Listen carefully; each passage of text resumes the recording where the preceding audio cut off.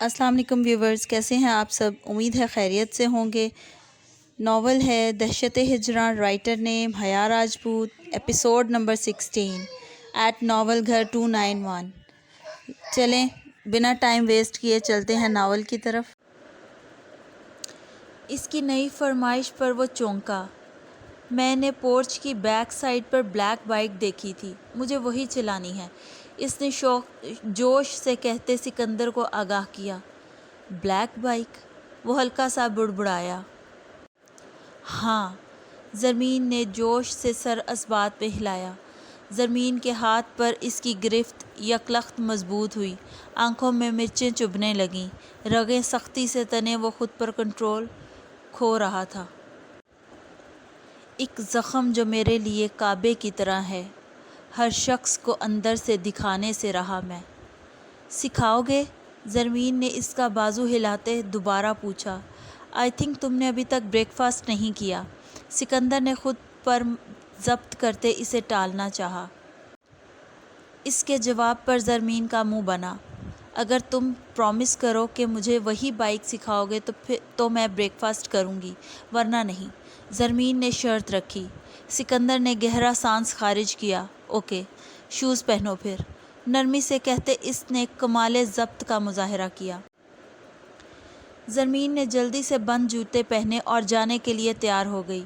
اپنا پرومس بھی یاد رکھنا منی، اب اچھی طرح بریک فاسٹ کرنا ہے۔ سکندر نے کمرے سے نکلتے ہوئے یاد دہانی کروائی۔ وہ سر اثبات میں ہلا گئی۔ بائک پر بیٹھنے سے پہلے اس نے ملازم سے سامان لانے کا کہا۔ یہ سب کیا ہے؟ زرمین نے اتنا زیادہ سامان اس کے ہاتھ میں دیکھ کر حیرت سے پوچھا۔ یہ سب تمہاری سیفٹی کے لیے ہے حزام، میں یہ سب نہیں پہنوں گی۔ اس نے خود کو ہیلمٹ پہناتے سکندر کو روکنا چاہا۔ اگر بائک چلانی ہے تو یہ سب پہننا پڑے گا۔ سکندر نے اسے ایلبو گارڈ پہناتے ہوئے کہا، پھر زبردستی نی گارڈ پہنایا۔ سب بائک چلاتے ہیں مگر کوئی نہیں پہنتا، تو پھر میں کیوں پہنوں؟ اس نے ضدی انداز میں کہتے سکندر کو منہ بنا کر دکھایا۔ یہ چوٹ لگنے سے محفوظ رکھیں گے، اور اگر تمہیں کچھ ہو گیا تو میں اپنے دل کو کیا جواب دوں گا؟ سکندر نے پیار سے کہتے اس کے ہیلمٹ کا شیشہ نیچے گرایا۔ وہ ہنسنے لگی۔ سب کہتے ہیں ماما یا بابا یا ممی کو کیا جواب دوں گا، اور تم کہتے ہو کہ دل کو کیا جواب دوں گا۔ وہ دل کھول کر ہنسی۔ سکندر نے مسکرا کر اسے دیکھتے ہوئے ایک ہاتھ سے بائک پکڑتے ہوئے دوسرے ہاتھ سے اسے پکڑ کر احتیاط سے بائک پر بٹھایا، اور خود اس سے آگے بیٹھتے بائک سٹارٹ کی۔ زرمین کا منہ کھل گیا۔ حزام، یہ چیٹنگ ہے، اس نے دہائی دی۔ حزام اپنی منی کے ساتھ چیٹنگ نہیں کر سکتا۔ سکندر نے ہیلمٹ پہنتے ہوئے گردن موڑ کر زرمین کو دیکھا۔ سکندر نے تمہاری منی کے ساتھ چیٹنگ کی ہے۔ زرمین نے روحانسی شکل بناتے ہوئے اسے اس کی ہی شکایت لگائی۔ سکندر کو اس کے انداز پر خوب پیار آیا۔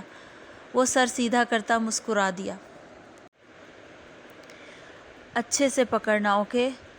اس نے اپنے ہاتھ پیچھے کر کے زرمین کے ہاتھ پکڑ کر اپنے گرد باندھے، اور اس کے دونوں ہاتھوں پر اپنا ہاتھ رکھتے ہدایت دی۔ اس نے سکندر کی چٹنگ پر ہیلمٹ میں محفوظ اپنا سر اس کی کمر پر مارا۔ اس کی حرکت پر سکندر نے ہنستے ہوئے ہیلمٹ کا شیشہ نیچے کیا اور بائک وہاں سے نکالتا لے گیا۔ ایک ہاتھ سے وہ بائک چلا رہا تھا اور دوسرا ہاتھ اپنے پیٹ پر رکھے زرمین کے ہاتھوں پر تھا۔ زرمین پیچھے سے مسلسل اپنا سر اس کی کمر میں ہلکا ہلکا مار رہی تھی۔ اس کی بچوں والی حرکت پر سکندر مسلسل ہنس رہا تھا۔ زرمین کی انہی حرکتوں پر مسکراتا ہوا وہ اپنا درد کچھ وقت کے لیے پس پشت ڈال دیتا تھا۔ وہ آج پورے 6 سال بعد اس بائک پر بیٹھا تھا۔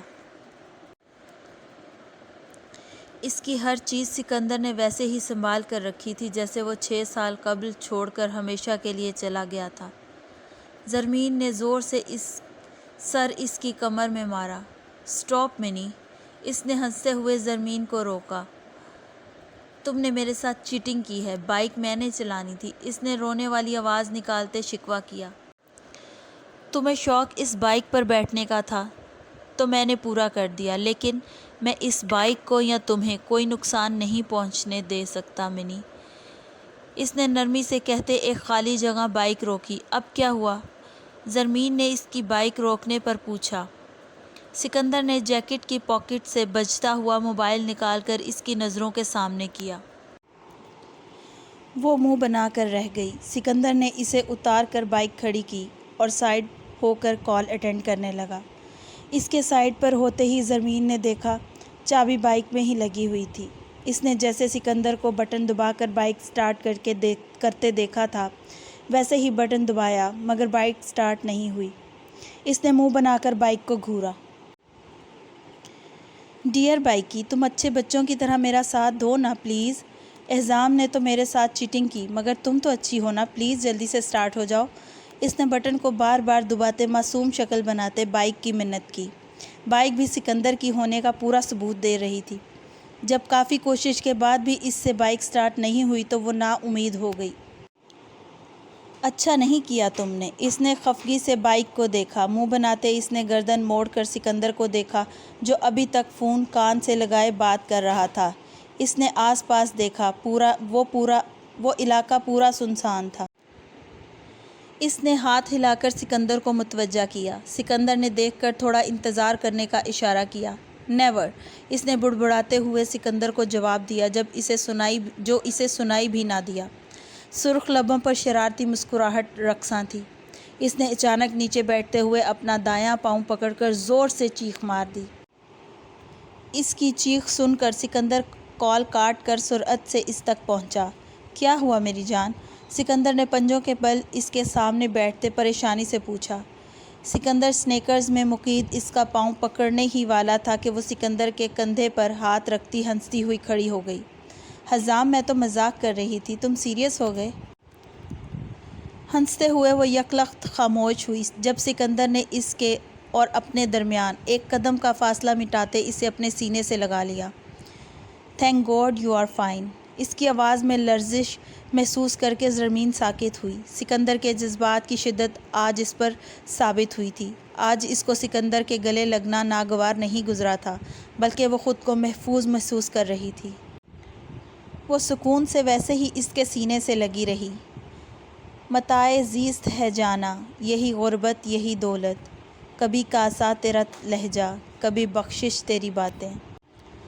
واپسی کا راستہ بالکل خاموشی سے کٹا تھا۔ زرمین نے اس کے گرد ہاتھ باندھ کر اس کی کمر پر سر ٹکایا ہوا تھا اور سکندر نے اب بھی اس کے ہاتھ پکڑے ہوئے تھے اور دوسرے ہاتھ سے بائک چلا رہا تھا۔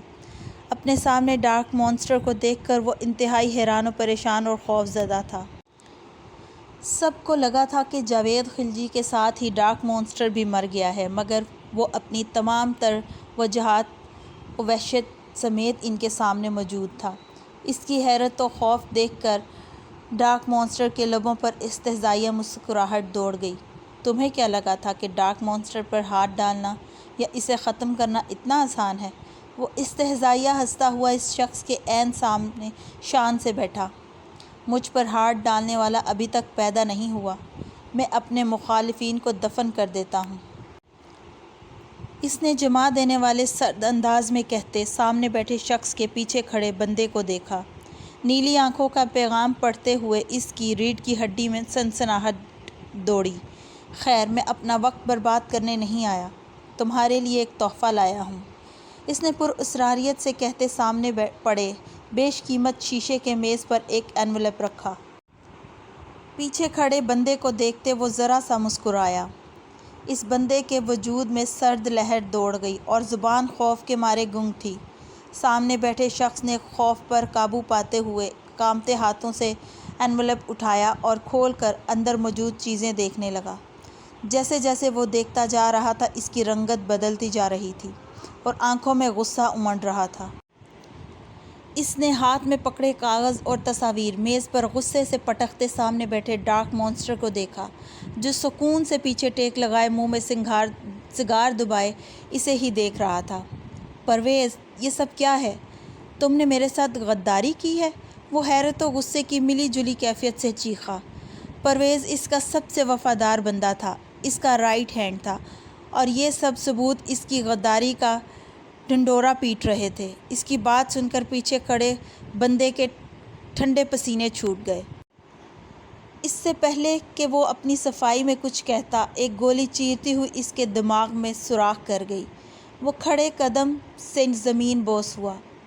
اس کے گرنے پر بیٹھے ہوئے شخص نے دہل کر وحشت سے سامنے پرسکون بیٹھے ڈارک مانسٹر کو دیکھا، جس کی پسٹل کی نال سے دھواں نکل رہا تھا اور وہ اپنی پسٹل واپس رکھ رہا تھا۔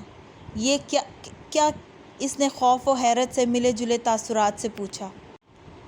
خوف کے مارے اس کی آواز و لہجہ دونوں لڑکھڑا گئے تھے۔ اس کا یہ حقدار تھا۔ ڈارک مانسٹر نے بے حسی و سفاکیت سے جواب دیتے کوٹ ایک طرف سے جھٹکا اور اٹھ کھڑا ہوا۔ وہ شخص سانس روک کر رہ گیا۔ شام کے سائے گہرے ہو رہے تھے۔ تمام چرند پرند اپنے اپنے ٹھکانوں کو واپس لوٹ رہے تھے۔ اوائل نومبر کی ٹھنڈی شام پورے شان سے پورے اسلام آباد پر اتری تھی۔ ہر طرف سرد شام کی اداسی چھائی ہوئی تھی۔ وہ ٹی وی لاؤنج میں بیٹھی گلاس ڈور سے گھر کے کئی کنال پر پھیلے لان میں اترتی شام کو دیکھتی بیزاریت سے سکندر کا انتظار کر رہی تھی۔ گھڑی پر وقت دیکھتے اٹھ کر پچھلے لان میں آ گئی۔ ٹھنڈی یک ہوا چل رہی تھی اور بادل ٹکڑیوں کی صورت آسمان پر پھیلے تھے۔ جیسے جیسے شام رات میں تبدیل ہو رہی تھی ویسے ہی ہوا مزید ٹھنڈی ہوتی جا رہی تھی۔ موسم دیکھ کر آہستہ آہستہ اس کی بیزاریت خود بخود چھٹنے لگی۔ سرد موسم شروع سے ہی اس کی کمزوری رہا تھا، مگر زرجان ہر وقت اس کے لیے پریشان رہتا تھا، مبادا اس کو ٹھنڈ نہ لگ جائے۔ اس نے شیڈز میں پڑے ساؤنڈ سسٹم ہلکی آواز کر کے آن کیے اور ایلن واکر کا اگنائٹ لگا کر واپس لان میں آ گئی۔ اس نے اپنے بازو پھیلائے اور چہرے کا رخ اوپر کرتی کھلے آسمان تلے آنکھیں بند کیے گھومنا شروع کر دیا۔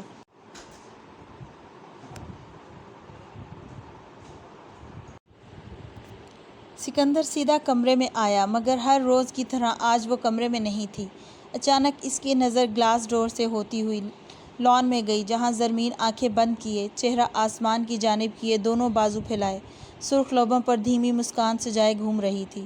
اس نے کوٹ اتارا، گھڑی اتاری، بٹن کھول کر کف فولڈ کیے اور ٹائی کی نوٹ ڈھیلی کرتا پچھلے لان کی طرف بڑھ گیا۔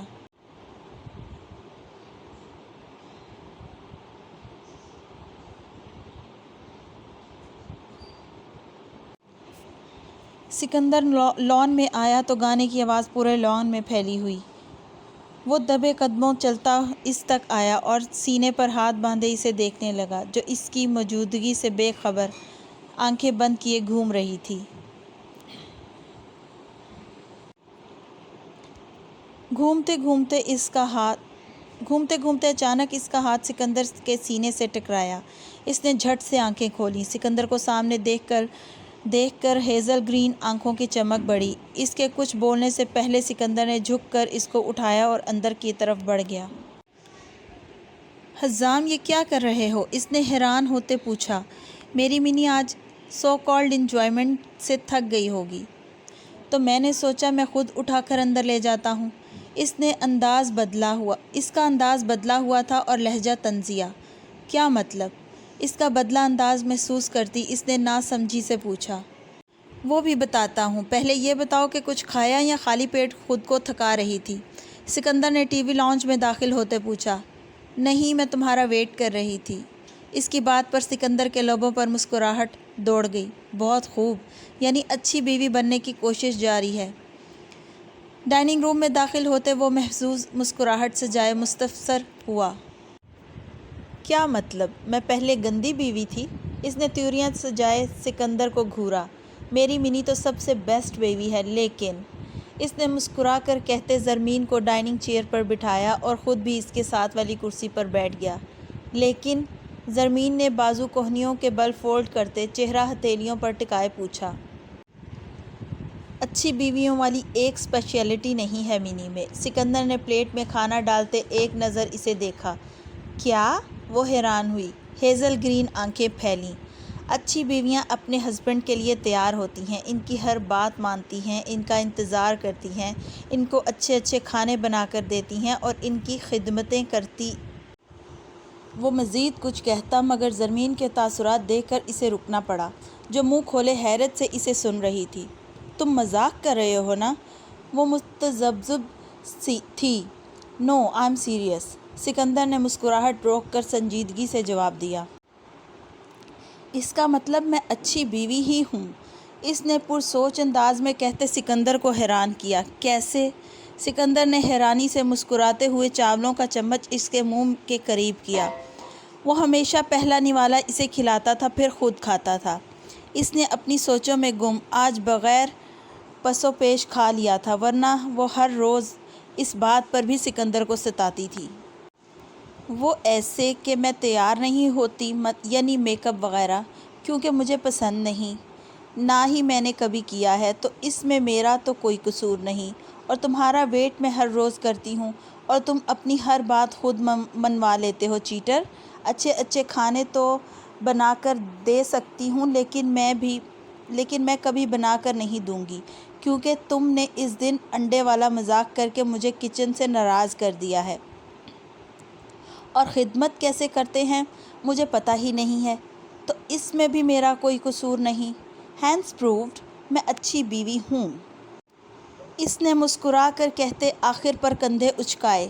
وہ ہاتھ ہلاتے ہوئے اپنے ہی دھیان میں سکندر کے ہاتھ سے کسی بچے کی طرح کھاتے ہوئے بول رہی تھی، اور وہ مسلسل مسکراتا ہوا اس کی گفتگو سن رہا تھا۔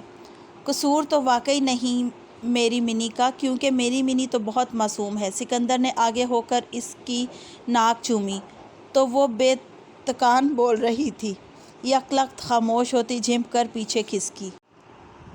سکندر نے دلکشی سے مسکراتے ہوئے چمچ دوبارہ اس کے منہ کے قریب کیا تو اسے احساس ہوا کہ وہ سکون سے کتنی ہی دیر سے سکندر کے ہاتھ سے کھا رہی تھی، اور سکندر نے خود اب تک کچھ نہیں کھایا تھا۔ اس نے چمچ پر موجود سکندر کے ہاتھ پر اپنا ہاتھ رکھ کر اس کا رخ سکندر کے منہ کی جانب موڑا۔ سکندر نے مسکراتے ہوئے کھا لیا۔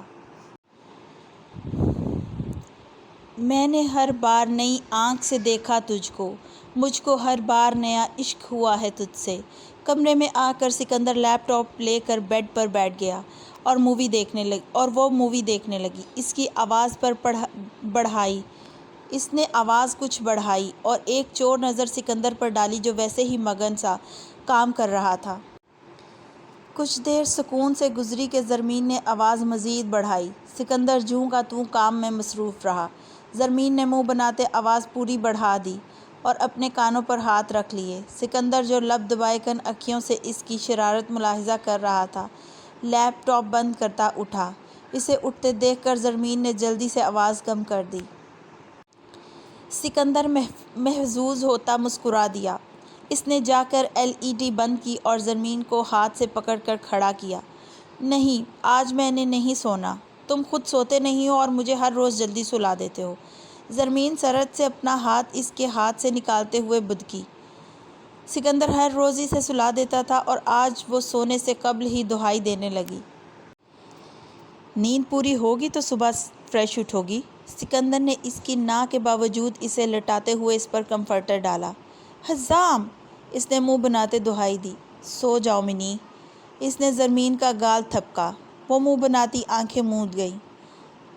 اسے آج زرمین کو ٹھنڈی چلتی ہوا میں بغیر کسی شال کے گھومتا پا کر خوب غصہ آیا تھا۔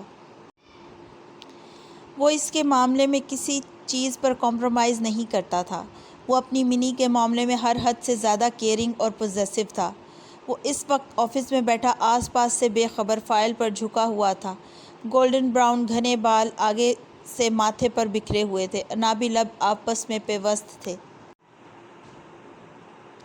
نظر کی اینک کے پیچھے سے جھانکتی ہیزل گرین آنکھوں میں گہری سوچ کے ساتھ درد کی ایک گہری لکیر تھی۔ موبائل کی آواز نے اس کی توجہ ہٹائی۔ کال کاٹ کر وہ ایک مرتبہ پھر کام میں مشغول ہو گیا۔ کچھ دیر بعد موبائل پھر بج اٹھا۔ اس نے ممی کالنگ دیکھ کر پین بند کرتے اوکے کر کے فون کان سے لگا لیا۔ زر، کب تک گھر واپس آؤ گے؟ اب بس کر دو، باقی کا کام عالم آ کر خود دیکھ لیں گے۔ تم خود کو مت تھکاؤ۔ موبائل سے آتی نسوانی آواز پر اس نے فائل بند کی۔ ممی، میں آفس میں نہیں ہوں، فرینڈز کے ساتھ ہوں، کچھ دیر میں آتا ہوں۔ اس نے جھوٹ کا سہارا لے کر ان کو تسلی کروانی چاہی۔ زر جھوٹ ان سے بولا کرو جو پکڑ نہ سکیں۔ اپنی ماں کی خفگی بھری آواز پر اس نے کھسیا کر بالوں میں ہاتھ پھیرا۔ ابھی اسی وقت واپس آؤ، ادروائز میں خود آفس آ جاؤں گی۔ انہوں نے اسے حکم کے ساتھ دھمکی بھی دے ڈالی۔ آ رہا ہوں۔ اس نے سیٹ کی بیک سے پشت ٹکا کر سر پیچھے گراتے بالوں میں ہاتھ پھیرا۔ ماسٹرز کرنے کے ساتھ وہ یہاں عالم خان کے ساتھ بزنس بھی دیکھ رہا تھا۔ آج عالم خان بنگش کمپنی کی اہم میٹنگ کی صدارت کرنے فرانس گئے ہوئے تھے۔ ان کا کام بھی آج اس نے اپنے ذمے لے لیا تھا۔ مقصد صرف خود کو مصروف رکھنا تھا۔ اس نے کلائی میں پہنی گھڑی دیکھی جو رات کے 11 بجا رہی تھی۔ فائلیں سمیٹ کر لیپ ٹاپ بند کرتا وہ اٹھا اور سٹینڈ پر لٹکا کوٹ اتار کر پہنتے گاڑی کی چابی ٹیبل سے اٹھائی اور آفس سے نکل گیا۔ وہ کافی حد تک بدل چکا تھا۔ ہمہ وقت اس کے چہرے پر رہنے والی مسکراہٹ گہری سنجیدگی میں بدل چکی تھی۔ اس کی سنجیدگی دیکھ کر لگتا تھا گویا ہنسی مذاق کبھی اس کی زندگی کا حصہ نہیں رہے۔ امریکہ آنے والا زرجان زرمین خان بنگش کے زر سے بہت مختلف تھا۔ زرمین خان بنگش کا زر تو بہت زندہ دل یاروں کا یار تھا، مگر یہاں آنے والا زرجان ٹوٹا ہوا، بغیر کسی دوست کے اپنی ذات میں اکیلا ادھورا شخص تھا۔ اس کو یہ گلٹ اندر ہی اندر کسی دیمک کی طرح چاٹ رہا تھا کہ وہ اپنی بہن کی حفاظت تک نہیں کر سکا تھا۔ وہ اس لائق بھی نہیں تھا کہ اپنی مانوں کی حفاظت کر سکتا، کہ اس کی مانوں کو حفاظت فراہم کرنے کے لیے انڈر ورلڈ کے بدمعاش ترین شخص نے زبردستی نکاح کر لیا اور وہ کچھ بھی نہیں کر پایا۔ عالم خان نے جس حقیقت سے آگاہ کیا تھا، ان میں سے ایک حقیقت یہ بھی تھی کہ سکندر نے زرمین کو حفاظت فراہم کرنے کی خاطر اس سے نکاح کیا تھا۔ زرمین کے لیے سکندر کی محبت پر اسے کوئی شک نہیں رہا تھا۔ جب اس نے یونی میں اپنی مانوں کے لیے سکندر کی سیاہ آنکھوں میں محبت کی آگ بھڑکتی دیکھی تھی، مگر اسے خوف اسی آگ کا تھا کہ کہیں وہ آگ اس کی مانوں کو ہی جلا کر خاکستر نہ کر دے۔ سکندر جس دنیا کا باسی تھا وہ صرف لہو مانگتی تھی۔